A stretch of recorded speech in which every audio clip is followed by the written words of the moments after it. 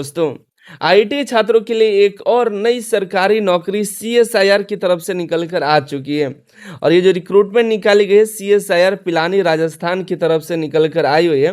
कल मैंने सीएसआईआर की एक रिक्रूटमेंट पर वीडियो बनाया हुआ था। वो सीएसआईआर की धनबाद की रिक्रूटमेंट निकल कर आई थी और ये जो है पिलानी राजस्थान की तरफ से निकल कर आई हुई है। इसका ऑनलाइन फॉर्म 21 मई 2026 से शुरू होकर के 20 जून 2026 तक फॉर्म भरे जाएंगे दोस्तों। फॉर्म भरने का लिंक एक्टिवेट हो चुका है। आपको डिस्क्रिप्शन में या अनिल सर आईटीआई वेबसाइट पर आपको लिंक देखने के लिए मिल जाएगा। इसके अलावा और भी कई सारे रिक्रूटमेंट्स हैं जिसके फॉर्म भरे जा रहे हैं। एनपीसीआईएल का रिक्रूटमेंट का नोटिफिकेशन आया हुआ है।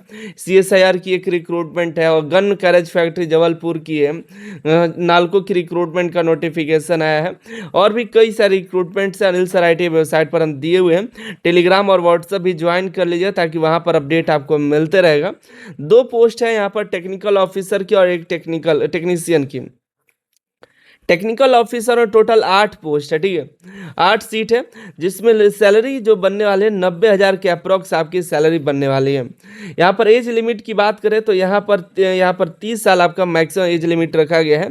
और दूसरी रिक्रूटमेंट है टेक्नीशियन 1 की रिक्रूटमेंट है दोस्तों, जिसमें टोटल यहाँ पर 14 सीटों पर रिक्रूटमेंट निकाली गई है, जिसकी सैलरी अप्रॉक्स यहाँ पर देखिएगा तो 40,000 के करीब आपकी सैलरी बनने वाली है।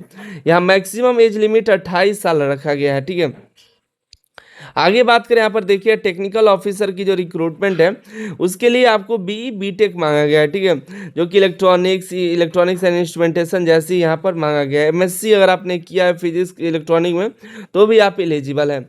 आगे बात करें हम देखिए टेक्नीशियन में, टेक्नीशियन की जो रिक्रूटमेंट है यहाँ पर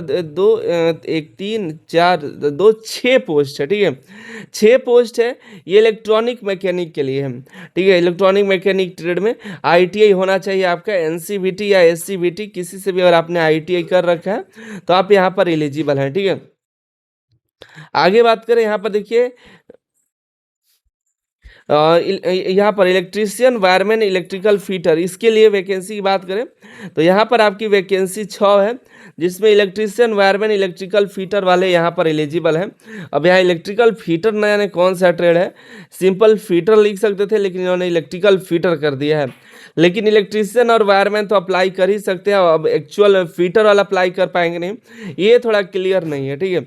लेकिन इलेक्ट्रीशियन फिटर वाले यहाँ पर अप्लाई कर सकते हैं।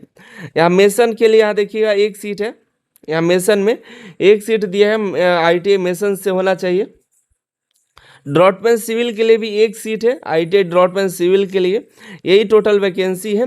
आगे बात करें यहाँ पर देखिए सिलेक्शन का जो प्रोसेस होगा रिटन एग्जाम होगा, रिटन एग्जाम के आधार पर सिलेक्शन आपका होने वाला है। जिसमें बात करें हम तो 3 पेपर आपके होंगे, पेपर 1, 2 और 3 होगा, जो कि पेपर 2 और 3 के आधार पर आपका मेरिट तैयार किया जाएगा। पेपर 1 आपके जो है मेरिट बेसिस होंगे, जो आपका ये जो क्वालिफाइंग के नेचर का होने वाला है। पेपर 2 और पेपर 3 के आधार पर फाइनल मेरिट तैयार किया जाएगा।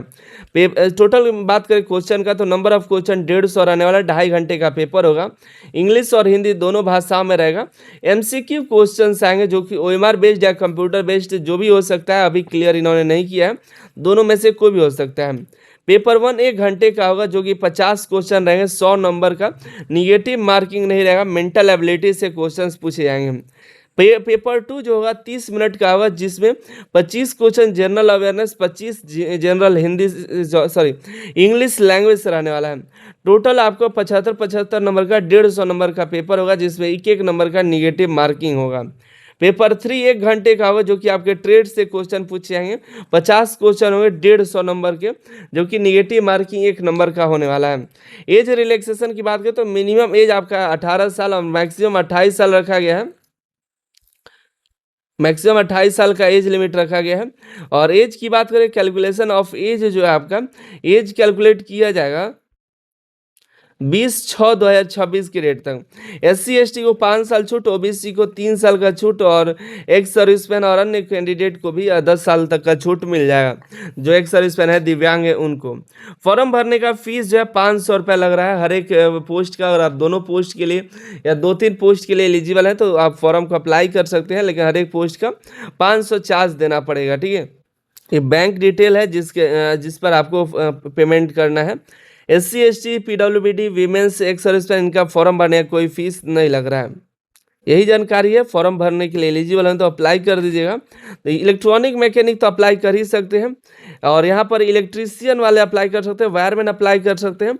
यह इलेक्ट्रिकल फीटर दे देने की वजह से ये क्लियर नहीं है कि फीटर ट्रेड एक्चुअल में जो है वो अप्लाई कर पाएंगे नहीं, लेकिन हमको नहीं लगता है कि क्योंकि यहाँ पर जो पोस्ट है इलेक्ट्रीशियन के लिए मेन है, तो फीटर वाले एलिजिबल नहीं हो पाएंगे। अब देखते हैं, कोई इन्फॉर्मेशन आती है तो आपको अपडेट करेंगे, लेकिन इलेक्ट्रीशियन और वायरमैन तो अप्लाई कर ही दीजिएगा। क्यों, और जो पेपर बने, जो क्वेश्चन आएगा इलेक्ट्रीशियन और वायरमैन का ही आएगा, तो फीटर अप्लाई करेंगे तो फिर इनको समस्या हो जाएगी।